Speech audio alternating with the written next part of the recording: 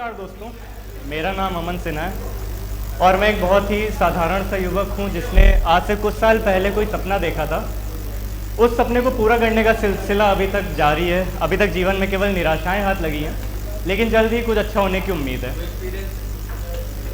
तो लिखने के तरीके पर मैंने कुछ लिखा है, बताना चाहूँगा कि मैं दुख लिखता हूँ, मैं दर्द लिखता हूँ, मैं संघर्षों का सार लिखता हूँ। मैं दुख लिखता हूँ, मैं धार लिखता हूँ, मैं संघर्षों का सार लिखता हूँ, मैं कष्ट लिखता हूँ, निराशाएं लिखता हूँ और पीड़ाओं की धार लिखता हूँ। मैं कष्ट लिखता हूँ, निराशाएं लिखता हूँ और पीड़ाओं की धार लिखता हूँ। मैं जीत नहीं लिखता, मैं हार लिखता हूँ। मैं जीत नहीं लिखता। तो मैं जो सुनाने वाला हूँ उसके पहले एक चीज़ डिस्कस करना चाहता हूँ कि जैसे बचपन में हम लोग से टीचर्स हमारे स्कूल में पूछते हैं कि बेटा बड़े होकर क्या बनना चाहते हो। तो छोटे छोटे हम लोग होते हैं लेकिन कहते हैं कि डॉक्टर बनना चाहते हैं, इंजीनियर बनना चाहते हैं और साइंटिस्ट वगैरह। लेकिन तब हमें शायद इन सब चीज़ों का मतलब ही नहीं पता होता था। फिर भी हम ऐसा कहते क्यों थे?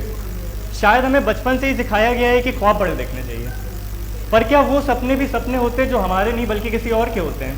और उन सपनों को पूरा करते करते हम ये भूल जाते हैं कि हमारी खुशी से बढ़कर तो नहीं है। तो आज मैं आपसे एक सवाल पूछना चाहता हूँ कि क्या तुम जो चाहते हो वह वास्तव में चाहते हो या सिर्फ इसलिए क्योंकि दुनिया तुमसे वो चाहती है? अगर तुम उसे सिर्फ इसलिए चाहते हो क्योंकि लोग चाहते हैं, तो एक मिनट ठहरो और सोचो कि शायद यही कारण है कि आज चेहरे पर मुस्कान तो है पर दिल में खुशी नहीं है। मैंने कहीं पर एक कोट पढ़ा था कि we are the generation of happy faces with broken heart. तो उसका एक प्रमुख कारण मुझे ये भी नज़र आता है कि हम जो करना चाहते हैं वो शायद नहीं कर पाते। उसके पीछे कई कारण हो सकते हैं। तो आगे बढ़ते हैं कि शायद यही कारण है कि आज चेहरे पर मुस्कान तो है पर दिल में खुशी नहीं है। आंखों में अरमान तो है पर वो आंखें खुली नहीं है। अगर तुम फिर भी वही करना चाहते हो तो तुम पहले नहीं हो, लेकिन अगर तुम वो नहीं करते हो तो तुम पहले बन सकते हो। सोचो कि ये वही समाज है जिसे फ़र्क नहीं पड़ता कि तुम जिंदा भी हो या नहीं। ये वही समाज है जो ताने तो मारेगा मगर चैन से जीने नहीं देगा। अब बहुत लोगों को नाराज़गी होती है कि मैं ऐसा क्यों लिखता हूँ समाज के बारे में। तो मैंने अभी पिछली पंक्ति कविता में भी बोला था कि ये हम सभी को लगता है कि ये समाज हमारी परवाह करता है, इसको फिक्र है हमारी, आखिर हम सभी एक ही मिट्टी के तो बने हैं। लेकिन क्या अगर ऐसा होता तो आज हमें हर चौराहे पर भीख मांगते बेबस बुजुर्ग और हर ट्रैफिक सिग्नल पर हाथ फैलाए भूखे छोटे बच्चे दिखाई देते क्या? मुझे नहीं लगता है। तो सोचो कि ये वही समाज है जिसे फ़र्क नहीं पड़ता कि तुम जिंदा भी हो या नहीं। ये वही समाज है जो ताने तो मारेगा मगर चैन से जीने नहीं देगा। तो क्या इसके लिए अपने सपनों से दूर भागना जायज़ है? तुम हंसना चाहते हो, ये रुलाना जानता है। तुम तैरना चाहते हो, ये डुबाना जानता है। तुम उड़ना चाहते हो, ये दबाना जानता है। तो क्या इसके लिए अपने सपनों को कुचलना जायज़ है? नहीं। अगर तुम कुछ अलग करना चाहते हो तो बेशक करो। ये लोग क्या कहेंगे इससे बिल्कुल मत डरो। ज़रूरी नहीं तुम कोई बड़े अधिकारी बनो या लाखों में कमाने वाले इंजीनियर बनो, और भी कई रास्ते अपनी मंजिल तक पहुंचने के लिए। कुछ ऐसा करो जिससे तुम्हारी आत्मा खुश हो और तुम संतुष्ट हो, भले उसमें कुछ लोग तुमसे रुष्ट हो। कुछ ऐसा करो जिससे तुम्हारी आत्मा खुश हो और तुम संतुष्ट हो, भले उसमें कुछ लोग तुमसे रुष्ट हो। आगे क्या भूल गया।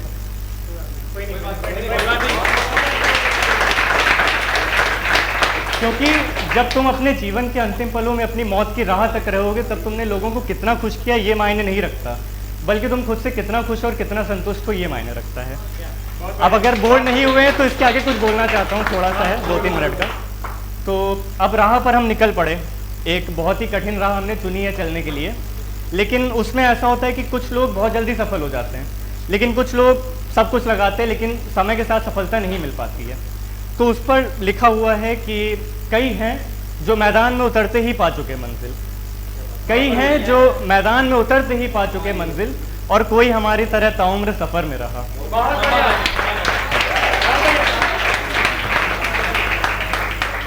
और कोई हमारी तरह ताउम्र सफ़र में रहा, थक गए कदम हृदय है हारा, आंखों से अश्रु चौखट लांघने को तत्पर बेचारा, पर कहाँ बह ही पाता है आंसू।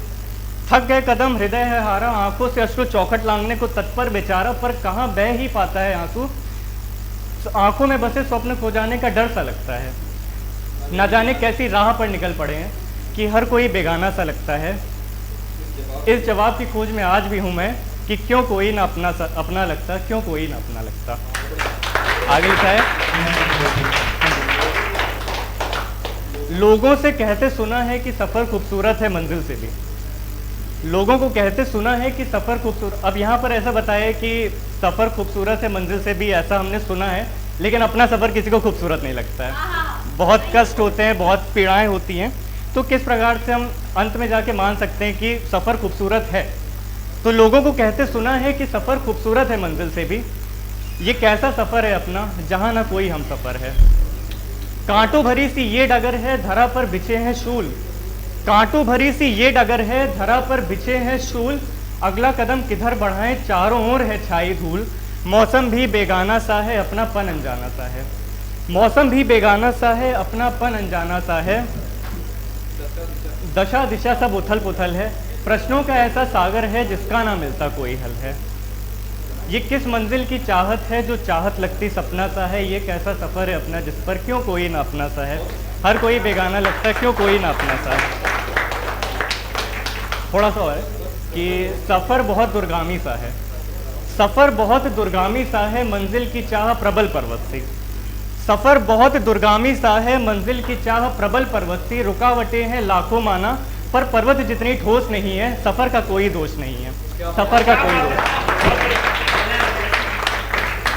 Thank you. आठों प्रहर बिजलियां कड़की, घाव दिए हैं लाखों माना। आठों प्रहर बिजलियां कड़की, घाव दिए हैं लाखों माना। हृदय भी छलनी, एक मिनट सॉरी। आठों प्रहर बिजलियां कड़की, घाव दिए हैं लाखों माना। चीर दिया है तन भी पूरा, हृदय भी छलनी हुआ है माना। पर सफ़र का कोई दोष नहीं है, मन में तनिक आक्रोश नहीं है। अब ऐसे सफ़र पर चलते हुए क्यों कहा है कि सफ़र का कोई दोष नहीं, और मन में भी आक्रोश क्यों नहीं पल रहा है कि मंजिल जितनी सुंदर होगी सफ़र उतना ही दुर्गम होगा। मंजिल जितनी सुंदर होगी सफ़र उतना ही दुर्गम होगा। जब खुद का खुद से परिचय होगा, जब हम खुद के बारे में जानते हैं तो सफ़र पर चलते हुए, तो जब खुद का खुद से परिचय होगा तो ज्ञानी होगा, ध्यानी होगा, उतना निरअभिमानी होगा।